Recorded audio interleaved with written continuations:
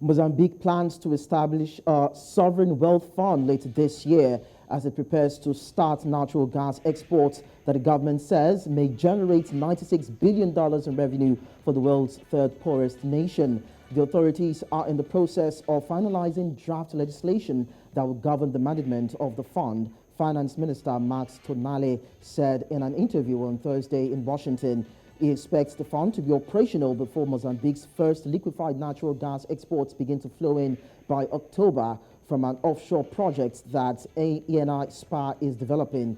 Mozambique's central bank in October 2020 published a proposed model for the fund, which it said would build up savings and contribute to fiscal stability when commodity prices fluctuate. Under the plan, half of the state's revenue should go to the fund and the rest to the government's budget during the first 2 decades of LNG production. Now, a sovereign wealth fund, in case you don't know, is a state-owned investment fund that invests in real and financial assets such as stocks, bonds, real estate, and precious metals.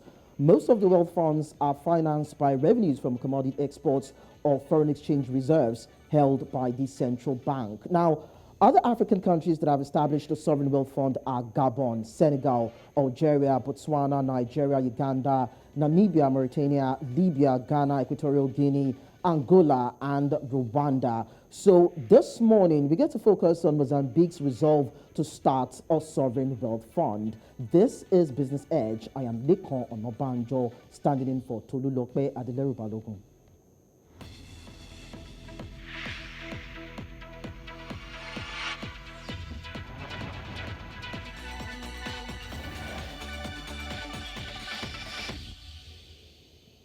And joining me from Johannesburg, South Africa, is Ekos Akpokabayen, Chief Investment Officer, Ovid, Capita. You are welcome, Mr. Ekos. Thanks for being part of the program this morning.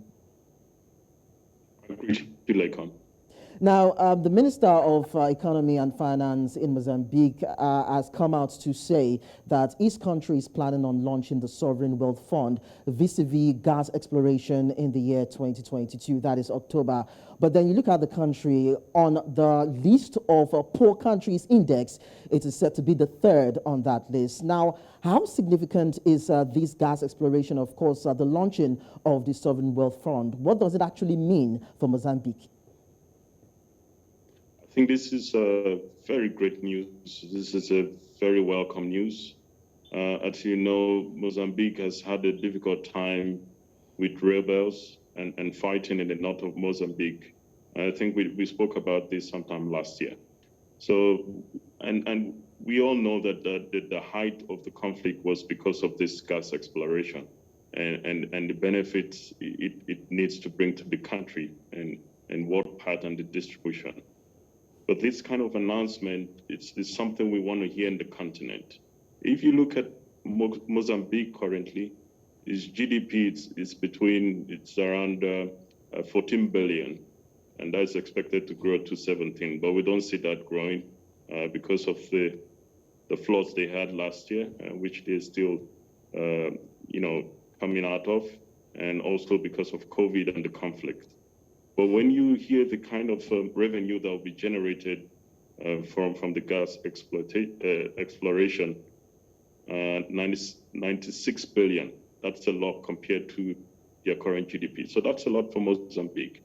And for the government to plan for a sovereign wealth fund, part of the revenue going to a sovereign wealth fund is very, very, very welcome, and that's a wonderful news.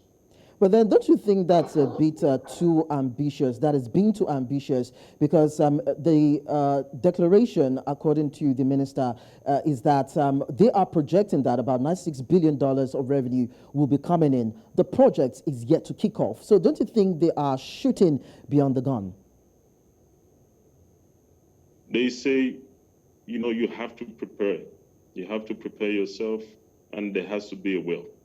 We've seen it in other places around the world, especially in the Middle East.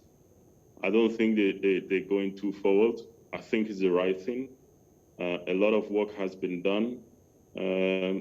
Experts and economists have been waiting for this for quite some time.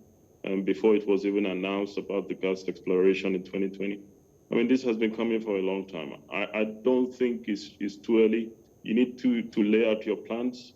I know most of this announcement came in with the IMF meeting in New York, and I think it's the right thing. You know, as a government, you have to give experts, investors, economists. You have to give your plans, and with this kind of plan, it's not something you can keep in the wraps. It's a very good plan. My concern also, you know, just like you mentioned, there's a lot of sovereign wealth funds in the continent. But when you look at those values of those sovereign wealth funds compared to other places in the world, it's almost like a joke. For example, Nigeria's sovereign wealth fund started in 2011 with $1 billion. It's grown, it grew up to 3 billion or 3.5. I think it's now down to about 2 billion. I mean, if Mozambique can get it right, we want other countries in the continent to follow suit. Just to mention, I think the largest sovereign fund is about, in Africa, I'm talking about in Africa, it's about 5 billion. When you look at countries like Japan, it's 1.5 trillion. You look at Saudi Arabia, it's over 900 billion. And these are, when you look at, compare globally and you look at Africa, the largest sovereign fund is just below about 5 billion. So for Mozambique to take this step, and just like you mentioned, what sovereign wealth fund will be doing is to stabilize the economy and give opportunity for those funds to invest in other sectors and other assets within the continent. And so it's very welcome, especially when the fund is robust enough. Talking about the sectors that the revenue that would come in will be shared and expended to, what would you say the plans are for the allocation of the gas dollars that will be coming in by the reason of this new development? Look, one of the things I know the ministers, Tonella said, the guidelines, they put in the guidelines. But one of the important things, not just the sector, is the region. For example, countries, you know, in the southern region will be able to go to this fund to access finance and capital for their project. So these are quite important. Obviously, the different assets class which the funds will be aligned to go for, and we don't expect to go for very risky asset class. Traditionally, there are different investment grades which sovereign funds can invest. And I'm sure they will follow the same principle that is done globally. Because what you don't want the funds to do is to depreciate. You want those funds to increase year by year and protect the wealth of the people of that country. So based on the report that we have, the Italian Energy Corporation, that is ENI SPA, has already invested in Mozambique's gas projects to the tune of about $7 billion in its Coral South projects. Now, we have ExxonMobil and, of course, Total Energies who are also coming on board. So I'd like to ask, are there other African countries that Mozambique is hoping to partner with to make this initiative more robust and, of course, more visible? Look, you know, Mozambique is part of the SADC, and I know South Africa has played a lot of role. Just last week, the South African president announced that troops are going to remain in Mozambique for 1 more year, which is going to cost South Africa about 3 billion rand. South Africa also has a problem with its energy supplies. And so, you know, apart from investment, the supplies and the benefit of the resources and a stable Mozambique is very important for the region, especially in South Africa that bears a border with Mozambique. I know within SADC, there's been commitment by the president of Mozambique to allow opportunities for the SADC countries. But what you need to understand is that as a region, the region needs stability. When it's good for Mozambique, you know, it removes a lot of pressure on South Africa. When it's good for Zimbabwe, it removes a lot of pressure. So sometimes you don't look at yourself, you look at your neighbors. You want it to be good for them. And this investment, we are happy this investment are coming out of the continent. We prefer good dollars and good investment to come in from Africa and to develop Africa and these sectors. So, you know, this is a very welcome.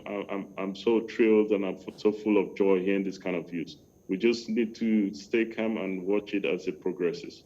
Well, I tell you, Ekos, one of the challenges that we cannot fail to mention is the issue of transparency and accountability on the part of government. It's one of those challenges that so many African countries, African governments are faced with. So the authorities, according to what we heard, are in the process of finalizing draft legislation that will govern the management of the fund, as we understand. Now, however, Mozambique is said to have scored just 26 points out of 100 on the 2021 Corruption Perceptions Index reported by Transparency International. So I'd like to ask, how well do you think that this government can be trusted with these funds that will come in?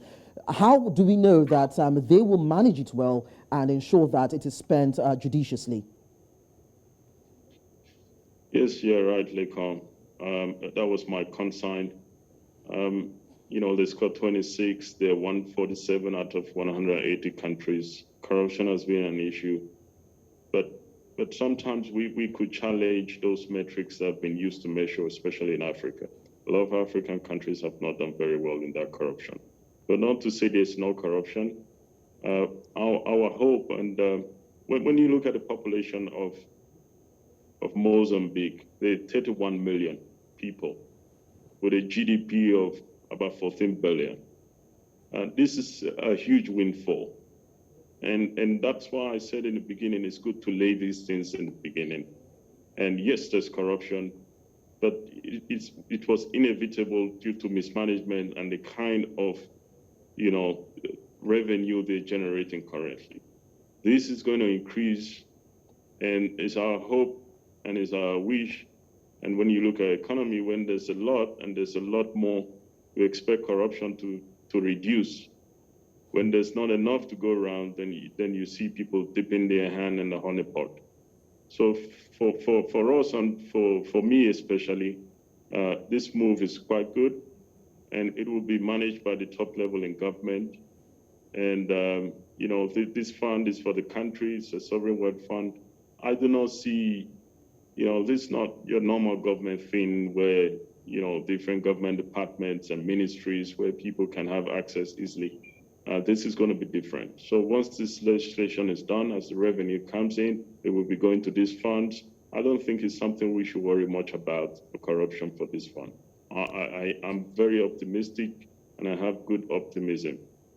All right. Well, if you're saying the Mozambicans don't have to worry about how its government's hoping to spend the revenues that would come in, but then one thing we can always worry about is the issue of insecurity in Mozambique. So we get to join you in a few minutes so that you can tell us what you think the government can do to bring an end to the insurgency that has plagued some regions in that particular country. So I'll be back with you in a while, Ekos. Just stay with us. Now, as Mozambique prepares to export natural gas and launch a sovereign wealth fund towards the end of this year, ENI, SPA, Total Energies, and ExxonMobil top oil mining industries have already bought into the plan. One thing remains, though, the deplorable security situation in some parts of the country, as I mentioned earlier. So let's quickly run off on this break, and when we return, we get to engage Ekos more to tell us what can be done to bring to an end the spate of insecurity in that country. We'll be back in a bit. Do stay with us.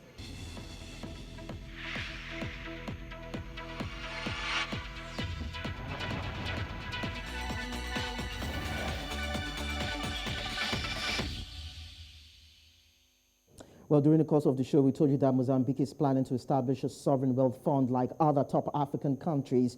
And my guest has been Ekos Akpokabayen, Chief Investment Officer, Ovid, Capita. So this is part where I go back to you, Ekos. Before we talk about the security crisis in Mozambique, let's quickly look at Russia and Ukraine. Without disrespect to the two countries and the crisis going on there, we understand that this has actually exacerbated gas shortages, exports to the European countries within that continent. Now, tell us, how significant is Mozambique and other top African countries' role in providing gas, not only for Europe now, but then for Africa? I know the conflict has created an opportunity, especially supplying gas to Europe and elsewhere. Everyone knows there's been a lot of sanction, and Europe is looking for alternative source of its gas and not rely on Russia.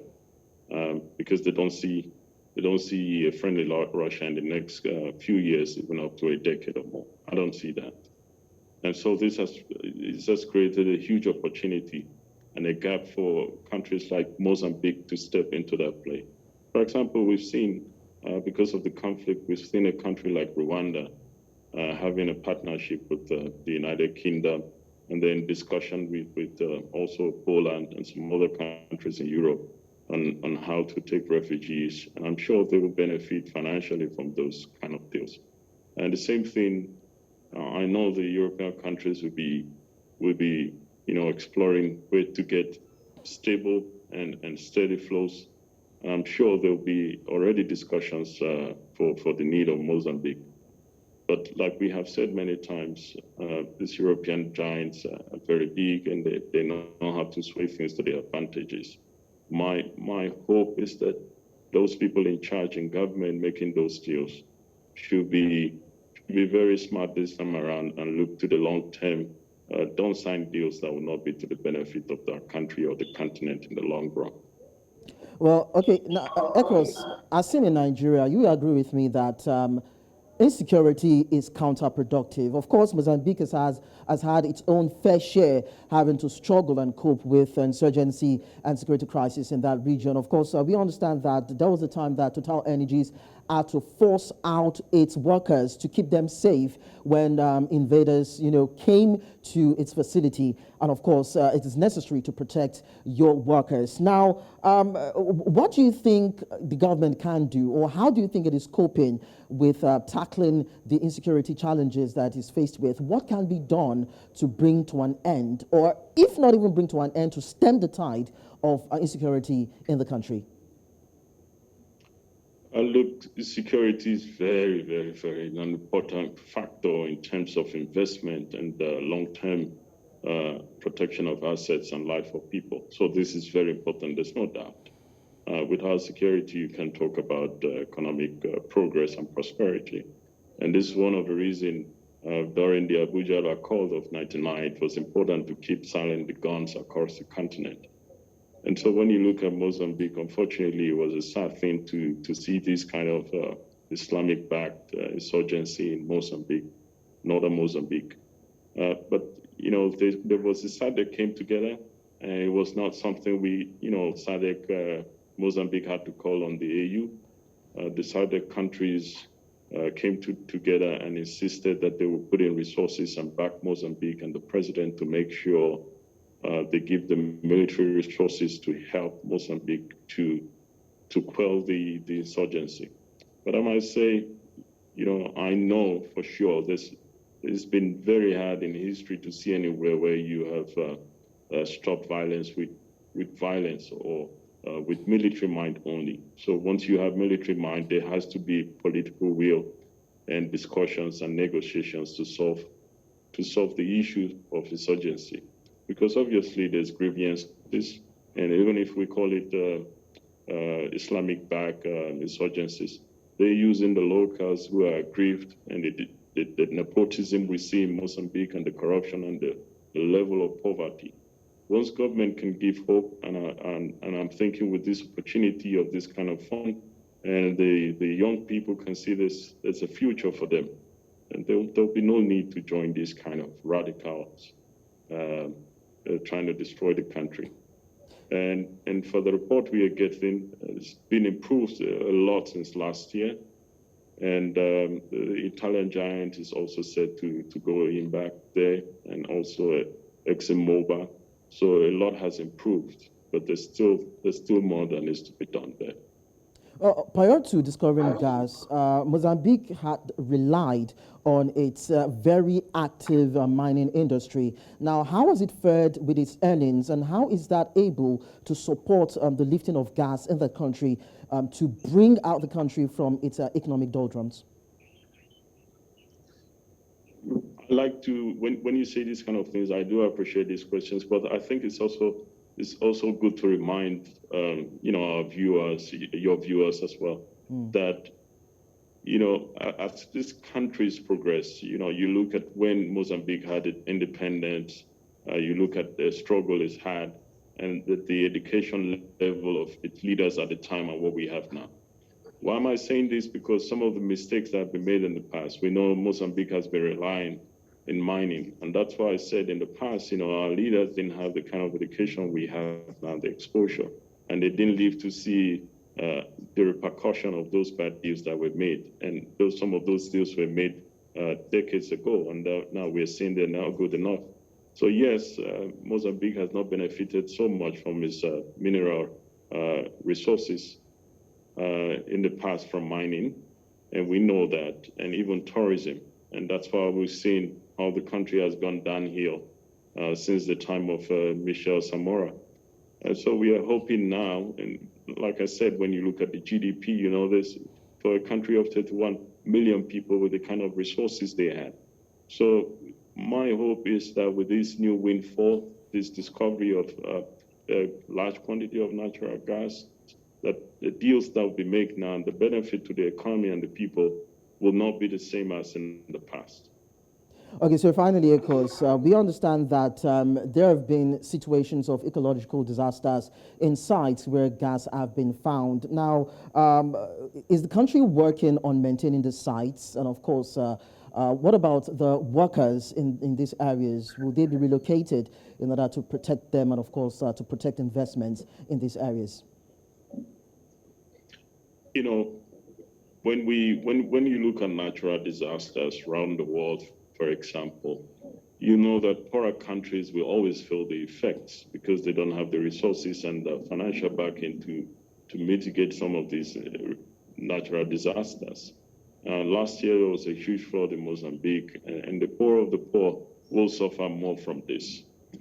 I can see clearly, an average Mozambican takes home minimum wage is about $60 a month. That's nothing. So when you look at this, workers have been exploited based on the economy and what is going on there. So obviously, government has good intention, but when there's no resources or financial resources to take it to the level we want to see in other places in the world, then it looks like the African countries like Mozambique are not doing enough. So I like to point, economists and other experts to don't look at one side, look at the reality. But their laws, their procedures, their guidelines, all are in place. But the truth is that there's not enough resources in the past to guide them. But with this windfall, unfortunately, there has to be this exploration. The country is very poor. They need these resources. And there will be laws, and I know that there's more green bonds and green funds that we want to come in to protect the environment. We've seen a lot of that globally and in the continent. But it's also important as well to get people out of poverty. Okay. Well, Ekos, I must say thank you so much for joining us on the program. You have expressed so much hopes, and we hope that hope will definitely come to bear and bring about its socio-economic transformation for Mozambicans. Thank you so much, Ekos. Thank you, Lekan. All right. Now, nothing good comes easy, I reckon, and Mozambique needs to fight its demons if it hopes to transform its economy and change its status on the global poverty index. The set date for gas exports and launch of the Wealth Fund is October this year, and definitely we will keep on monitoring the story and bring you the details on the show. We quickly go on a break to bring you NC4 to watch. Don't go away.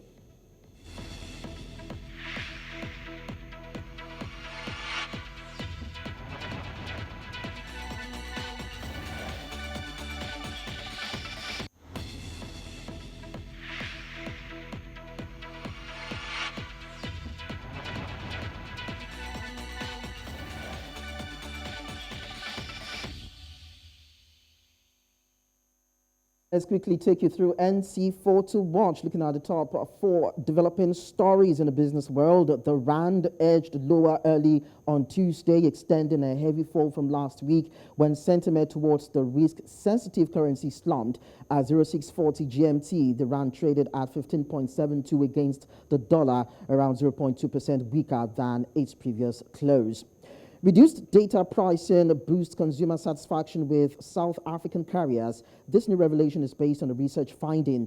Mobile users in South Africa have responded positively to the lowering of data and telecommunications prices by some of the country's largest mobile operators in 2021. And this is according to Data EQ's latest South African report. Moving on now, the number 2 cryptocurrency in the world is supposedly weeks away from the merge, a transformative June upgrade of its blockchain Ethereum to make it faster, cheaper, and less power hungry, holding out the prospect of a meaner and cleaner crypto future.